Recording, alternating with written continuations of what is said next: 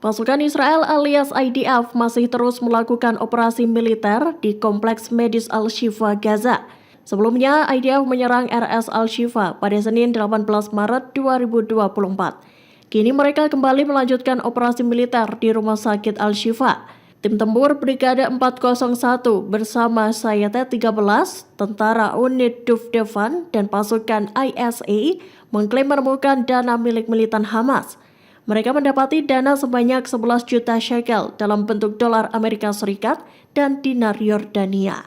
Meski melakukan penyerangan, pasukan Israel mengklaim turut memasok bantuan untuk para warga yang mengungsi di Kompleks Al-Shifa. Bantuan itu memuat sekira 1.800 liter air dan makanan seberat 3,8 ton.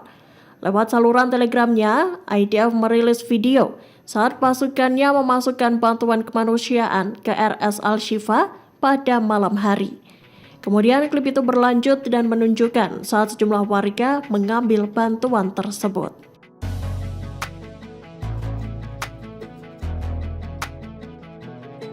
Menteri Luar Negeri Amerika Serikat Antony Blinken mengatakan negaranya mengajukan rancangan resolusi ke Dewan Keamanan PBB. Rancangan itu menyerukan gencatan senjata segera di jalur Gaza. Hal itu disampaikan Blinken dalam konferensi pers pada Kamis 21 Maret 2024. Dikutip dari Tribun News, Blinken menyatakan harapannya agar rancangan resolusi itu mendapat dukungan dari negara-negara lain. Hal ini terjadi selesai beredar kabar bahwa Amerika Serikat menyerahkan versi amandemen rancangan resolusi pada Dewan Keamanan PBB mengenai agresi Israel. Rencananya, rancangan tersebut bakal dipresentasikan pada minggu ini dalam pemungutan suara di Dewan Keamanan PBB. Rancangan itu menekankan perlunya gencatan senjata segera dan berkelanjutan untuk melindungi warga sipil. Gencatan senjata tersebut berlaku dalam kerangka perjanjian untuk membebaskan para tahanan. Langkah ini juga dilakukan saat Blinken memulai kunjungannya yang ke-6 di Timur Tengah.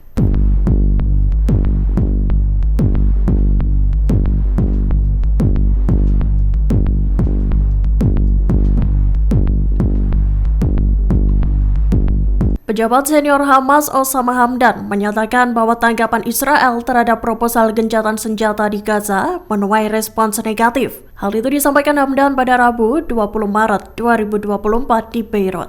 Disebutkan pada Selasa 19 Maret 2024 malam, para mediator menyampaikan tanggapan dari Israel itu. Dikutip dari Al Arabiya, Israel juga dikabarkan mencabut persetujuan yang sebelumnya diberikan kepada para mediator. Hamdan mengatakan Perdana Menteri Israel Benjamin Netanyahu dan pemerintahannya bertanggung jawab atas kegagalan negosiasi ini. Padahal diketahui negosiasi tersebut memuat soal pembebasan sandera dengan imbalan tahanan Palestina dan penghentian pertempuran di Gaza. Lebih lanjut dikabarkan bahwa pembicaraan mengenai gencatan senjata itu telah dilanjutkan pekan ini di Qatar. Namun negosiasi yang dilakukan selama berminggu-minggu itu dinyatakan gagal. Kesepakatan untuk meredakan krisis kemanusiaan di jalur Gaza tersebut tak dapat direalisasi.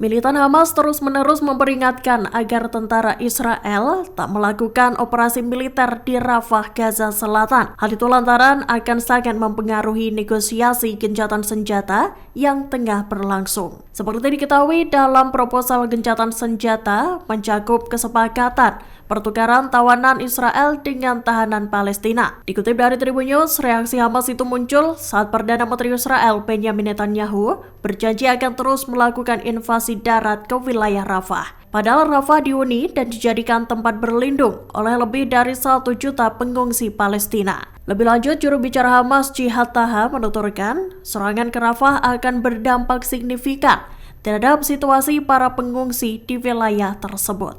Hamas lantas menuntut komunitas internasional, PBB, Organisasi Hak Asasi Manusia dan Kemanusiaan Global, serta lembaga terkait untuk mengungkap proyek genosida.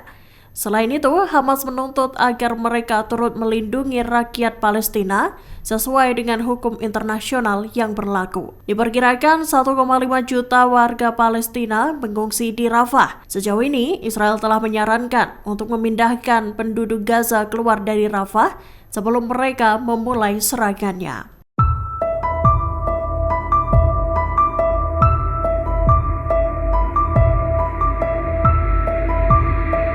Download Tribun X sekarang, menghadirkan lokal menjadi Indonesia.